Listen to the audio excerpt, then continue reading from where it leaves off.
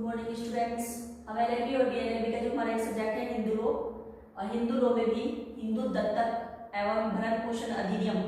इसके बारे में बात कर रहे हैं। मैंने अपनी पिछली वीडियो में जो सेक्शंस हैं कुछ वो कंप्लीट करा चुके हैं।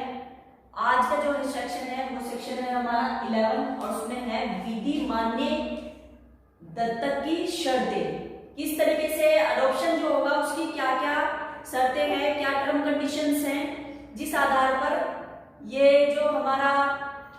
दत्तक है, ग्रहण है और दत्तक दिया जाएगा, लिया जाएगा, उसके बारे में बताएगा। ये फर्स्ट है जो इसकी पहली जो शर्त होगी,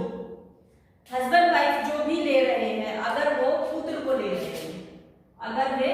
बेटी को ले रहे हैं, बेटे को ले रहे हैं, बॉय को, तो उनके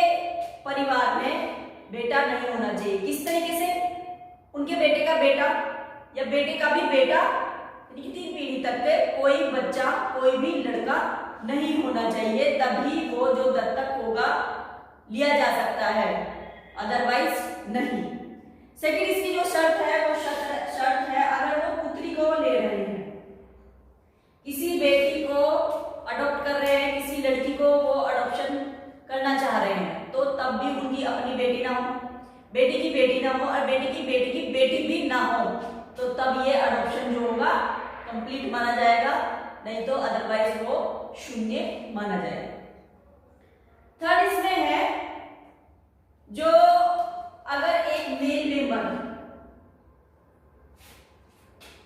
एक फीमेल लड़की को यानी कि गर्ल को ही फीमेल को गोद लेना चाहता है, तो इन दोनों के बीच का जो एज डिफरेंस है वो 21 साल होना चाहिए, और अगर इससे कम होगा तो वो जो एक अडॉप्शन की जो एक शर्त है वो कंप्लीट नहीं होगी, तो ये जो होगा ये वर्ड यानी कि शून्य घोषित हो जाएगा, ये शून्य माना जाएगा। इसी तरीके से इसकी फोर्थ शर्त ये है, अगर कोई फीमेल है और वो कोई मेल चाइल्ड को लेना चाहती है, गोद लेना चाहती है एक मेल चाइल्ड को,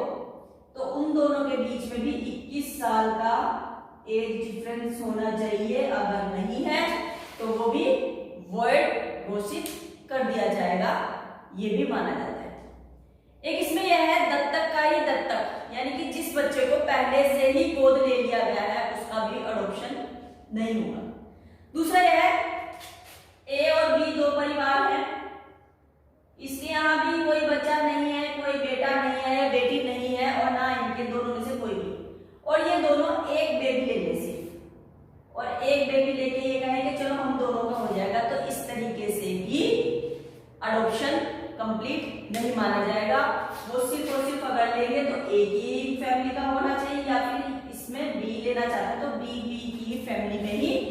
वो माना जाएगा, वो दूसरे उसकी फैमिली का नहीं माना। जैसे दो चाचा ताऊ है और वो मिलके कहे कि चलो ठीक है आप ले लो, दोनों में से एक फैमिली ये कह दे कि चलो ये आप ले लीजिए, अडॉप्शन आप कर लीजिए, दत्तक आप ले लीजिए, और वो दोनों का जरूरत, तो इस तरीके से भी मान्य नहीं हुआ। यहाँ पर तो मैंने आपको बताया जो उसके नेचुरल गार्जियन है वही ले रहे, और अगर कोई ऐसा गार्जियन है जो विल द्वारा कहा गया है कि ये बात आई है कि ये विल द्वारा उन्होंने कहा है कि मेरे बच्चे को माता पिता विल द्वारा ये घोषणा करके गए हैं कि मेरे बच्चों का जो ख्याल है तो ये रखेंगे, वो संरक्षक को अपॉइंट कर दिए गए, तो वो भी अडॉप्शन कर सकते हैं। ये भी उनको भी यही शर्त जो होंगी, इसी तरीके की जो शर्तें होंगी देने की, उसको माननी होगी। अब आता है सेक्शन 12, दत्तक के परिणाम क्या होंगे। जब एक दत्तक ले लिया गया तो उसके क्या परिणाम होंगे? सर्वप्रथम उसका जो परिणाम होगा, जिस दिन से उसका अडॉप्शन होगा, जिस दिन वो बच्चा अडॉप्ट होके एक नए परिवार में आएगा, तो जो पहला जो फैमिली है उससे, जो उसकी पहली जो फैमिली थी उससे पूरे तरह से उसका जो नाता था उस नाते को बिल्कुल खत्म कर दिया जाएगा, वो नातेदारी बिल्कुल खत्म हो जाएगी। और जब वो इस परिवार में, जिस परिवार ने उसको अडॉप्ट किया है, उस परिवार में ये माना जाएगा कि जैसे वो बच्चा उसी फैमिली में पैदा हुआ हो, इस तरीके से माना जाएगा, उनका अपना चाइल्ड जैसे होगा, जैसे अपना बच्चा होता है उसी तरीके से इसको मानेंगे। परंतु इसमें 3 इसके प्रोवाइडेड है, 3 पॉइंट्स हैं। उसमें फर्स्ट पॉइंट जो कहता है वो ये कहता है, अगर वो बच्चा जिसका अडॉप्शन हुआ है वो जिस फैमिली में आया है, यदि वो इस फैमिली में नहीं आता या वो पहले उसी फैमिली में रहता जिस फैमिली में रहता उसका जन्म हुआ था, और वहां पे कोई नातेदारी ऐसी है जिसमें वो शादी नहीं कर सकता था,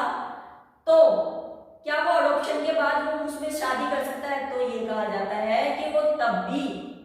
उस नातेदारी में शादी नहीं होगी, उसकी शादी तब वहां पर भी वॉइड ही होगी। सेकंड इसमें आता है, अगर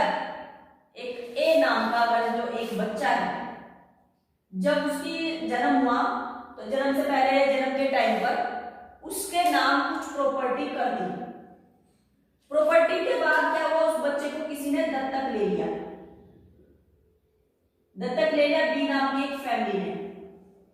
तो उसके पास जो प्रॉपर्टी है एक्स नाम की, वो प्रॉपर्टी भी उसके साथ ही चली जाएगी। वो प्रॉपर्टी को ये नहीं कह सकते इसके फैमिली मेंबर कि अब तो आपका अडॉप्शन हो गया है या अडॉप्शन के लिए जा रहे हैं, आपकी जो वो प्रॉपर्टी है वो प्रॉपर्टी नहीं जाएगी। तो यानी इसमें ये कहा गया है कि बच्चे के पास अगर जो कोई प्रॉपर्टी उसके नाम हो चुकी है तो वो प्रॉपर्टी भी उसी फैमिली में चली जाएगी जिस फैमिली में वो बच्चे को दत्तक लिया जा रहा है। और थर्ड जो इसका सब क्लोज कहता है, सब क्लोज थर्ड कहता है कि दत्तक अपने किसी व्यक्ति को संपदा में निहित नहीं करेगा जो उस व्यक्ति में दत्तक पूर्ण निहित हो गई है। यानी कि कोई संपत्ति है,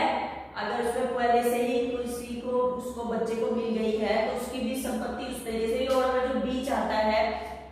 कि मैं अपनी संपत्ति को अपने ए को दे दूं तो वो भी उसमें पूरी कंप्लीट मानी जाएगी। ये नहीं कहेंगे कि ये तो आपका दत्तक पुत्र था, आपने इसके नाम प्रॉपर्टी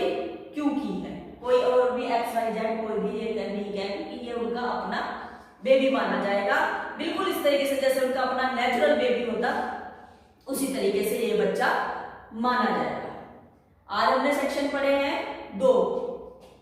11 और 12, इनमें दोनों में काफी इंपोर्टेंट हुआ है कि आ जाता है कि क्या उसका प्रभाव क्या होगा, क्या इसका क्या प्रॉपर्टी के बारे में आ जाता है कि क्या वो जो बच्चा जो दूसरी